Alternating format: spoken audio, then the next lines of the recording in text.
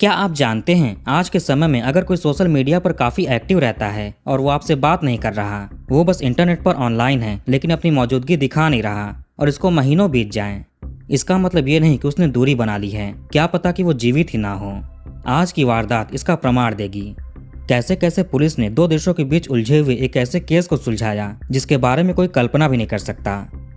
नमस्कार दोस्तों, तो क्या हाल चाल है आपके। आज हम बात करने वाले हैं राजेश्वरी श्रीवास्तव उर्फ राखी श्रीवास्तव केस के बारे में। इस कहानी की शुरुआत होती है उत्तर प्रदेश के गोरखपुर डिस्ट्रिक्ट में आने वाले शाहपुर थाना क्षेत्र से।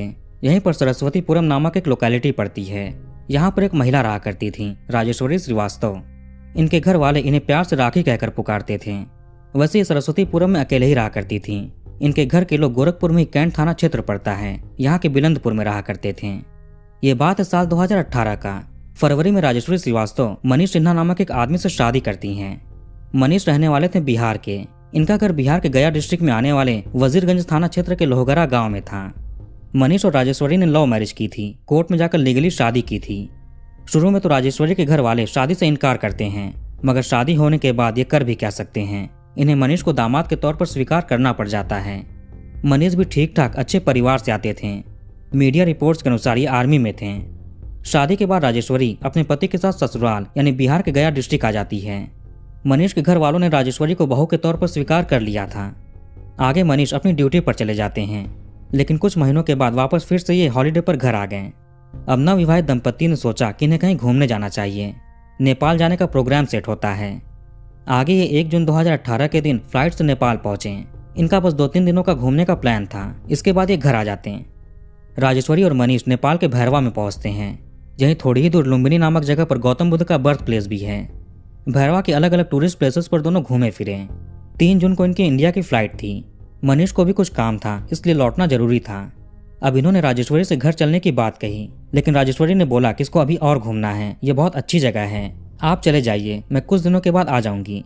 राजेश्वरी समझदार थी, पढ़ी लिखी थी, अकेले ट्रैवल भी किया करती थी, इसलिए मनीष को कुछ खास चिंता नहीं होती है।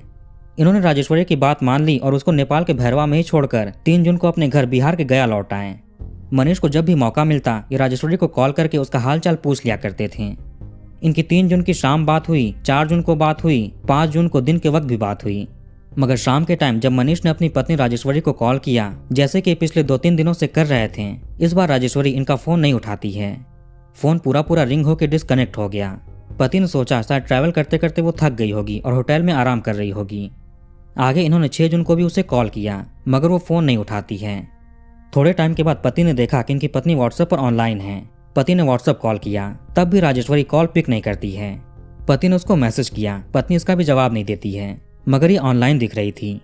इसके अलावा भी राजेश्वरी और भी सोशल मीडिया पर एक्टिव थी। फेसबुक पर पोस्ट लाइक करती थी, फेसबुक मैसेंजर पर भी ऑनलाइन दिखती थी, लेकिन पति को वहां पर भी जवाब नहीं दे रही थी।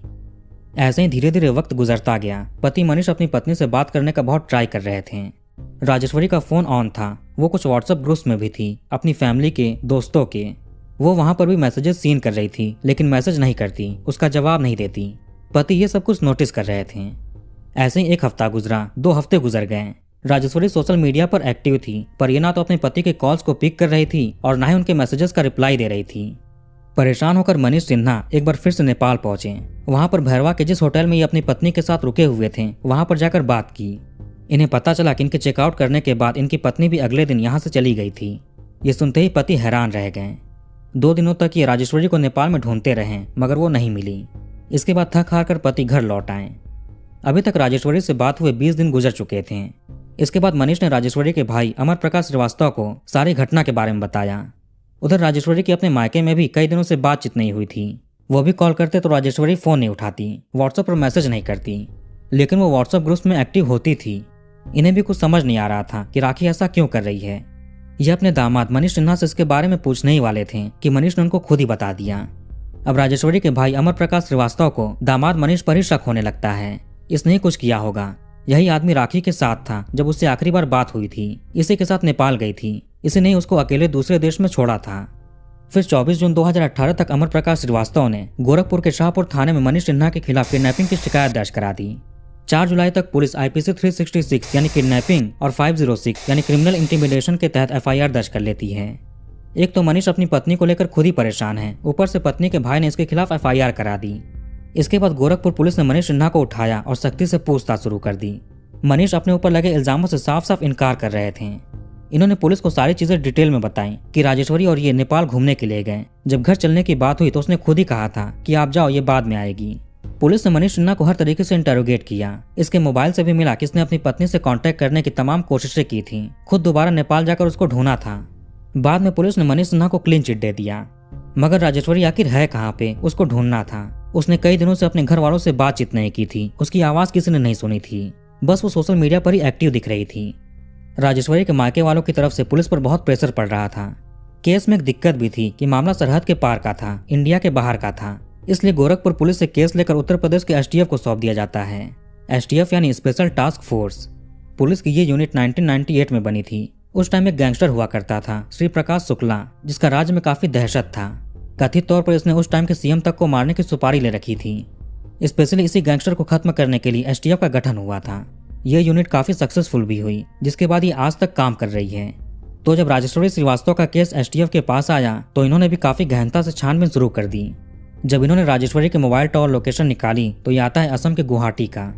इस बीच इसका फोन हर वक्त ऑन रहता है, बस ये किसी से कॉल पर बात नहीं कर रही थी। आगे राजेश्वरी व्हाट्सएप ग्रुप्स को लीव कर देती है। इसके बाद इसने व्हाट्सएप पर ऑनलाइन आना भी बंद कर दिया। एग्जैक्ट डेट की बात करें तो यह था 4 अक्टूबर 2018 की रात 11:30 बजे के आसपास का। यही डेट और टाइम था जिसके बाद इसका अकाउंट नॉन ऑपरेशनल हो गया था, लोकेशन भी गायब हो गई। धीरे धीरे STF की इन्वेस्टिगेशन को भी 4 से 5 महीने बीत जाते हैं। इन्हें राजेश्वरी के जीवित होने के बारे में कोई खास जानकारी नहीं मिली। इसी दौरान नेपाल पुलिस की तरफ से किसी महिला के शव के कुछ फोटोग्राफ्स उत्तर प्रदेश के STF के पास भेजे जाते हैं। दरअसल नेपाल के पोखरा के सारंग कोर्ट में 8 जून 2018 के दिन किसी ने पुलिस को इन्फॉर्म किया कि पहाड़ी के नीचे किसी महिला का शव पड़ा हुआ है। पुलिस वहां पर जाती है और शव को कब्जे में लेती है। शव के पास से उसके पहचान लायक कोई भी चीज नहीं मिली, कोई ID कार्ड नहीं मिला। आगे पुलिस ने शव को पोस्टमार्टम के लिए भेज दिया। रिपोर्ट में सामने आया कि इन्हें मल्टीपल फ्रैक्चर्स और इंटरनल ब्लीडिंग हुई है। इनकी मृत्यु को भी लगभग 48 घंटे हुए होंगे। इनके शरीर में अल्कोहल की मात्रा भी पाई गई थी। इन सब चीजों को देखते हुए नेपाल पुलिस ने सोचा कि ये नशे में धुत होकर पहाड़ी से नीचे गिर गई होंगी। इनकी पहचान जानने के लिए तमाम कोशिशें की जाती हैं, मगर कुछ भी नहीं मिला। उस इलाके में कहीं भी मिसिंग रिपोर्ट नहीं की गई थी।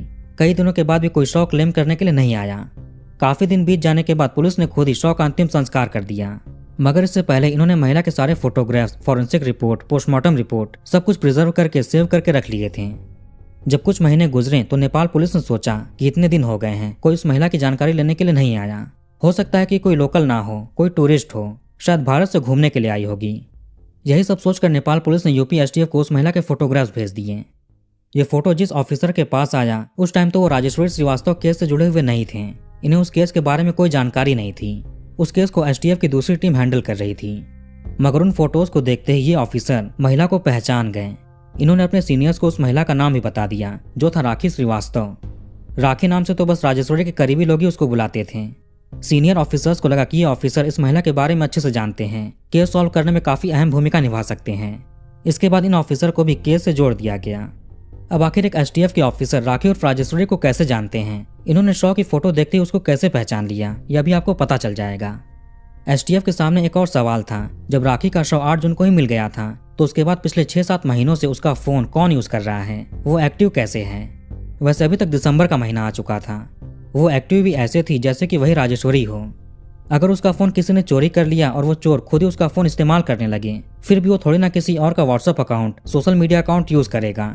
वो उन सबको डिलीट करके अपना खुद का बना लेता। राजेश्वरी का मोबाइल नंबर भी यूज नहीं करता। पुलिस का क्लीन चिट मिलने के बावजूद भी राजेश्वरी के मायके वाले मनीष सिन्हा को ही दोषी मान रहे थे।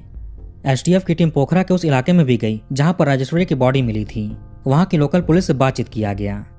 नेपाल पुलिस को एक भी चीज राजेश्वरी के पास से बरामद नहीं हुई थी। अब नाम वगैरह के बारे में भी नहीं पता था, तो आखिर किस होटल में ठहरी होगी इसकी भी जानकारी नहीं मिल सकती थी। वहां कई सारे ऐसे होटल्स भी थे जहां पर CCTV कैमरे नहीं लगे हुए थे। इधर जिस ऑफिसर ने राखी की फोटो पहचानी थी वो एक हॉस्पिटल में डॉक्टर के गनर भी रह चुके थे, यानी बॉडीगार्ड रह चुके थे। उसी डॉक्टर की दोस्ती थी राखी श्रीवास्तव से। वो डॉक्टर राखी से मिलने के लिए सरस्वतीपुरम भी जाया करते थे। दोनों साथ में समय बिताते थे। उस डॉक्टर का नाम था धर्मेंद्र प्रताप सिंह, यानी डॉक्टर DP सिंह। इनकी गोरखपुर के दाऊदपुर में कैनाल रोड पर एक हॉस्पिटल है, आर्यन हॉस्पिटल, खुद का हॉस्पिटल है। एक और बात कि इंडियन अथॉरिटी ऐसे ही फॉरेन कंट्री के फोन्स की कोई इन्फॉर्मेशन नहीं जान सकती, भले ही वो शख्स इंडिया से किसी और देश क्यों ना गया हो। इंडिया से फोन चोरी करके अगर कोई नेपाल में भी यूज करने लगे तब भी पुलिस उस फोन को बिना वहां की गवर्नमेंट की परमिशन लिए ट्रैक नहीं कर सकती, ट्रेस नहीं कर सकती। अब जब राखी का संबंध एक डॉक्टर से पाया गया, वो भी पूर्वांचल के जाने माने हॉस्पिटल का डॉक्टर, उस हॉस्पिटल का मालिक, तो पुलिस को उम्मीद की किरण नजर आई। मगर ऐसे ही ये डॉक्टर को उठाकर पूछताछ नहीं कर सकते थे, इसलिए एसटीएफ ने पहले तो राखी की कॉल डिटेल्स निकलवाई, लोकेशन की डिटेल्स निकलवाई, साथ ही साथ मनीष सिन्हा की भी नेपाल की लोकेशन चेक की गई। इसमें सामने आया कि मनीष सिन्हा की लोकेशन 1 जून से 3 जून तक राजेश्वरी के साथ ही थी, मगर फिर मनीष बिहार आ गए। पति के बिहार आने के बाद राजेश्वरी की लोकेशन भैरवा से निकलकर पोखरा में दिखाई दी, नेपाल के कसकी डिस्ट्रिक्ट में। इसकी लोकेशन इस जगह पर डेविस फॉल नामक एक वाटरफॉल है, यहाँ पर नजर आई थी। एसटीएफ को राजेश्वरी के कॉल डिटेल्स में मिला कि 2 जून के दिन इसने डॉक्टर डीपी सिंह से कॉल पर कुछ बातचीत की थी। पुरानी कॉल हिस्ट्री जब पुलिस ने निकाली तो मिला कि राजेश्वरी अक्सर ही डीपी सिंह से बात किया करती थी। डॉक्टर इससे मिलने के लिए 4 जून को नेपाल भी गया था। इसने नेपाल में दूसरा सिम कार्ड लिया और मोबाइल टॉपअप कार्ड से प्रीपेड बैलेंस रिचार्ज किया। राजेश्वरी के कॉल रिकॉर्ड में नेपाल का नंबर दिखा था, बाद में लोकेशन भी राजेश्वरी के साथ दिखी थी। इससे ही पता चला कि नेपाल वाले उस नंबर को यूज करने वाला डॉक्टर डीपी सिंह था। राजेश्वरी के कॉल डिटेल रिकॉर्ड्स काफी थे डॉक्टर को उठाकर पूछताछ करने के लिए। दिसंबर 2018 में ही एसटीएफ डॉक्टर डीपी सिंह को उठाकर पूछताछ करती है, मगर ये आदमी राजेश्वरी से जुड़ी चीजों से इनकार कर रहा था, ये कुछ भी बता नहीं रहा था। अब एसटीएफ क्या करे, इन्होंने और तफ्तीश की। डीपी सिंह की लोकेशन 4 जून से 6 जून तक राजेश्वरी के साथ ही नेपाल में थी। फिर डीपी सिंह गोरखपुर आ गया था और राजेश्वरी की लोकेशन गुवाहाटी की हो गई थी। अब एसटीएफ ये देखना शुरू कर देती है कि डीपी सिंह कैसे नेपाल पहुंचा था, फ्लाइट से गया था या बाई रोड गया था, पब्लिक ट्रांसपोर्ट का यूज किया था या खुद की कार से था, अकेला गया था या और भी लोग इसके साथ थे। एसटीएफ को डॉक्टर के एक ड्राइवर का पता चला, प्रमोद कुमार सिंह। जब भी कोई बाहर का व्हीकल नेपाल जाता है तो बॉर्डर पर भंसर पास बनवाया जाता है, एक तरह का परमिट होता है दूसरे देश के व्हीकल को नेपाल में ले जाने का, लेकिन इसके एक्सपायर होने से पहले वापस लौटना होगा या फिर इसको रिन्यू कराना पड़ेगा। जब पुलिस ने देखा कि 4 जून के दिन कितने private Indian vehicles Nepal border के अंदर गए तो सोनौली बॉर्डर पर मिला कि यहाँ प्रमोद कुमार सिंह के नाम से भंसर पास बनवाया गया था। उसमें उसके ड्राइविंग लाइसेंस की फोटोकॉपी का यूज किया गया था और ये आदमी तो डॉक्टर डीपी सिंह का ड्राइवर है। पुलिस इसी ड्राइवर को उठाती है और पूछताछ करती है। थोड़ी सख्ती से बात करने के बाद इसने बताना शुरू कर दिया। ड्राइवर के साथ डीपी सिंह के अलावा एक और भी था, यह हॉस्पिटल का कर्मचारी था, देश दीपक निषाद। तीनों एक स्कॉर्पियो गाड़ी से नेपाल गए थे। ड्राइवर की और कर्मचारी की, इन दोनों की भी लोकेशन राखी के साथ देखी गई थी नेपाल में। अब एसटीएफ हॉस्पिटल कर्मचारी को भी उठाती है, इसने भी सच उगलना शुरू कर दिया। जब डॉक्टर का अपने दोनों स्टाफ से आमना सामना हुआ तो ये भी टूट जाता है। इसके बाद एक कहानी बाहर आई। ये बात है साल 2006 का। राखी श्रीवास्तव अपने माता पिता, 2 भाइयों और एक बहन के साथ गोरखपुर के बिलंदपुर में रहती थी। इसके पिता हरेराम श्रीवास्तव बिजली विभाग के अधिकारी थे जो कि रिटायर हो चुके थे। एक दिन इनकी तबीयत खराब हो गई, इन्हें हॉस्पिटल में एडमिट कराया गया। ये वही आर्यन हॉस्पिटल था जिसका ऑनर डीपी सिंह था। इसी दौरान ही डॉक्टर डीपी सिंह की मुलाकात राजेश्वरी से होती है। एक नजर में ही डीपी सिंह को इस लड़की से प्यार हो गया। वैसे ये डॉक्टर ऑलरेडी शादीशुदा था, इसके बावजूद भी इसने राखी पर गलत नजर रखी। दोनों में बातचीत होती है, फिर दोस्ती हुई। पिता के ठीक होने के बाद वो घर चले गए थे, लेकिन राजेश्वरी अक्सर ही हॉस्पिटल डॉक्टर से मिलने के लिए आने लगी। इसको नहीं पता था कि डॉक्टर की शादी हो चुकी है, डॉक्टर ने भी उसे नहीं बताया था। डॉक्टर की वाइफ उषा सिंह को भी नहीं पता था कि इनके पति की किसी लड़की के साथ एक्स्ट्रा मैरिटल अफेयर शुरू हो चुका है। सालों तक दोनों का अफेयर चला। एक दिन राखी को कहीं से पता चल जाता है कि डॉक्टर की शादी हो चुकी है। इसको बहुत बड़ा झटका लगा, दुख हुआ। अब ये डॉक्टर को बिना कुछ बताए गोंडा चली गई बीएड की पढ़ाई करने के लिए। इसने डॉक्टर से बातचीत करने भी बंद कर दी थी, चुपचाप अलग हो गई, दूर हो गई। इधर डीपी सिंह इसके बगैर रह नहीं पा रहा था। जैसे तैसे इसने राखी से कांटेक्ट किया, उसको मनाया, ये मान भी जाती है। इसके बाद दोनों 2011 में किसी मंदिर में जाकर शादी कर लेते हैं, गोंडा में ही। ये बात दोनों के घर वालों को नहीं पता थी, लेकिन राजेश्वरी अपने घर वालों से कितने दिन छिपा सकती है। जब पिता को ये खबर लगी तो सदमे से उनकी मृत्यु हो गई। घर वालों ने भी राखी से रिश्ता तोड़ दिया। डॉक्टर डीपी सिंह राखी के लिए शाहपुर के सरस्वतीपुरम में एक घर खरीदते हैं। राखी वहीं पर रहने लगी। डॉक्टर हमेशा इससे मिलने के लिए आते रहते थे। डॉक्टर के बिहेवियर में परिवर्तन होने की वजह से पहली पत्नी उषा को भी सारी चीजें पता चल जाती हैं। ये भी बहुत नाराज हुई। इसके चलते डॉक्टर डीपी सिंह राखी से दूरी बनाना शुरू कर देता है। इधर धीरे धीरे पहली पत्नी उषा और डीपी सिंह में भी दूरी बनने लगी। इसके चलते डीपी सिंह फिर से राजेश्वरी के करीब चला गया। डॉक्टर दोनों औरतों में से किसी को छोड़ नहीं पा रहा था। जब उषा को पता चला कि डीपी सिंह फिर से राखी के करीब हो गया है तो इन्होंने कैंट थाने में पति के ऊपर मुकदमा दर्ज कराया। अब डॉक्टर पहली पत्नी से माफी मांगता है, केस वापस लेने को कहा, ये राखी से दूर हो जाएगा। उधर राखी भी साथ रहने का दबाव बना रही थी, मगर डीपी सिंह इस बार सच में राखी से दूरी बनाने लगा। इसी बीच राखी डीपी सिंह के बच्चे की मां बनने वाली थी। इससे दोनों बहुत खुश थे, लेकिन डिलीवरी के समय कुछ दिक्कतों की वजह से बच्ची की मृत्यु हो गई। ये फीमेल चाइल्ड थी। इससे दोनों को ही यानी राखी और डीपी सिंह को बहुत बड़ा झटका लगता है। समय के साथ जिस खूबसूरती को देखकर डीपी सिंह राखी से अट्रैक्ट हुआ था वो अब धुंधला पड़ रहा था। डीपी फिर से अपनी पत्नी उषा के पास चला गया। राखी अकेली पड़ चुकी थी, लेकिन डॉक्टर इसको हर महीने जितने पैसे पहले भेजता था उतने ही अभी भेज रहा था। खर्चे कम नहीं हुए थे, लेकिन राखी को डॉक्टर का साथ भी चाहिए था। जब इनमें भी बहस हुआ तो 2017 में राखी लखनऊ के चिन्हट पुलिस स्टेशन में जाकर डॉक्टर के खिलाफ अपहरण और सामूहिक दुष्कर्म का केस दर्ज कराया। साथ में गोरखपुर के महिला थाने में यौन उत्पीड़न का भी केस दर्ज करवाती है। एक साथ दो केसेस की वजह से समाज में डॉक्टर की बहुत बदनामी हुई। इसके हॉस्पिटल पर भी असर पड़ा, लेकिन बाद में जैसे तैसे मनाने पर राखी दोनों केसेस वापस ले लेती है। अभी भी राखी डॉक्टर के खरीदे हुए मकान में ही रह रही थी, यानी सरस्वतीपुरम में। यहीं पर एंट्री होती है मनीष सिन्हा की। इस इलाके में यानी सरस्वतीपुरम में मनीष सिन्हा के कोई रिश्तेदार भी रहते थे। ये आदमी अक्सर उनके घर पर आता जाता था। इसी दौरान ये राखी से मिला। दोनों में बातचीत होती है, नजदीकियां बढ़ती हैं। इसके बाद राखी ने फरवरी 2018 में मनीष से कोर्ट मैरिज कर ली। किसी न्यूज रिपोर्ट में है कि मनीष को राखी की सच्चाई पता नहीं चली थी कि इसने एक डॉक्टर से ऑलरेडी शादी की है, उसके बच्चे की मां बन चुकी है। और किसी न्यूज रिपोर्ट में है कि मनीष सब कुछ जान चुका था और ये राखी का सहारा बनता है। खैर जो भी हो, राखी ने मनीष से लव मैरिज कर ली और उसके साथ गया डिस्ट्रिक्ट आ गई। राखी के भाई अमर प्रकाश श्रीवास्तव भी अपनी बहन के कांटेक्ट में थे। ये कभी कभार अपनी बहन से कॉल पर बातचीत कर लिया करते थे। वो डॉक्टर डीपी सिंह भी राखी के कांटेक्ट में था। अब डॉक्टर ने सोचा कि राखी ने शादी कर ली है, अब इसका पीछा छोड़ देगी, लेकिन ऐसा होता नहीं है। अब राखी ने डॉक्टर को ब्लैकमेल करना शुरू कर दिया। इसके पास कुछ फोटोज थी जिसके चलते ये पुलिस में केस कर सकती है, डॉक्टर को बदनाम कर सकती है। इसने लाखों रुपए डॉक्टर से वसूल भी किए थे। डीपी सिंह ने सरस्वतीपुरम में जो घर खरीदा था उसको भी राखी अपने नाम करवाने की मांग कर रही थी। डीपी सिंह घर नाम करने को मना कर देते हैं, वो करोड़ों की प्रॉपर्टी थी। इन्हीं सब ब्लैकमेलिंग की वजह से डॉक्टर ने राखी के कत्ल की प्लानिंग की। करीब 5 बार इन्होंने प्लान बनाया था, लेकिन इसको एग्जीक्यूट करने की हिम्मत नहीं जुटा पाए। अंतिम में 6वीं बार प्लान बनाया जब राखी ने डॉक्टर को 2 जून 2018 को कॉल करके कहा कि वो नेपाल में है। तभी डॉक्टर ने सोचा कि उसको वहीं पर खत्म कर देंगे। ये अपने 2 स्टाफ ड्राइवर प्रमोद और हॉस्पिटल कर्मचारी देश दीपक निषाद इन दोनों को प्लान में जोड़ते हैं। उनके सैलरी में 5-5 हजार रुपए बढ़ाने का लालच दिया, कुछ पैसे भी देते हैं। डॉक्टर ने राखी को कॉल करके कहा कि मैं मिलने आ रहा हूँ, वहीं पर रहना। तभी राखी ने अपने दूसरे पति मनीष को अकेले घर पर भेजा था और कहा कि और घूमना चाहती है। 4 जून के दिन doctor DP Singh, driver Pramod और कर्मचारी देश दीपक निषाद स्कॉर्पियो से नेपाल पहुंचे। ये राखी से मिलते हैं। इसके बाद ये पोखरा घूमे। वहीं पर एक ऐसा होटल बुक किया जहां पर सीसीटीवी कैमरा नहीं लगा था, खास फैसिलिटी नहीं थी। जानबूझकर डॉक्टर ने यही होटल चुना था।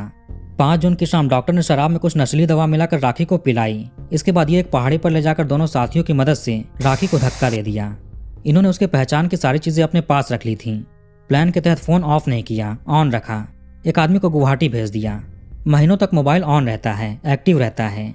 21 दिसंबर 2018 तक गोरखपुर पुलिस और STF doctor Dharmendra Pratap Singh, driver Pramod Kumar Singh और हॉस्पिटल स्टाफ देश दीपक निषाद तीनों को ऑफिशियली अरेस्ट करते हैं और मीडिया के सामने सारा केस उजागर भी करते हैं।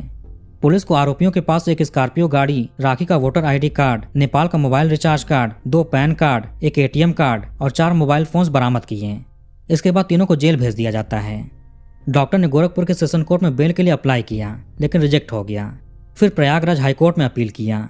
यहाँ से 20 मई 2019 तक डॉक्टर को बेल मिल जाता है। ये बाहर आ गए, अभी भी ये बाहर हैं। बाकी दोनों आरोपी जेल में हैं। अभी तक मुकदमा शुरू नहीं हुआ है क्योंकि पुलिस को इसके लिए राखी की पोस्टमार्टम रिपोर्ट, इसके अलावा और भी कई सारे डॉक्यूमेंट्स चाहिए। इसके लिए पुलिस ने फॉरेन मिनिस्ट्री के जरिए नेपाल पुलिस से कांटेक्ट किया है। तो कहानी को यहाँ पर खत्म करते हैं। आप कमेंट करके बताइए कि वीडियो आपको कैसा लगा। इस वीडियो को लाइक और शेयर जरूर करिए। हमारे चैनल को सब्सक्राइब करके बेल आइकन ऑन कर लीजिए। मिलते हैं नेक्स्ट वीडियो में। धन्यवाद।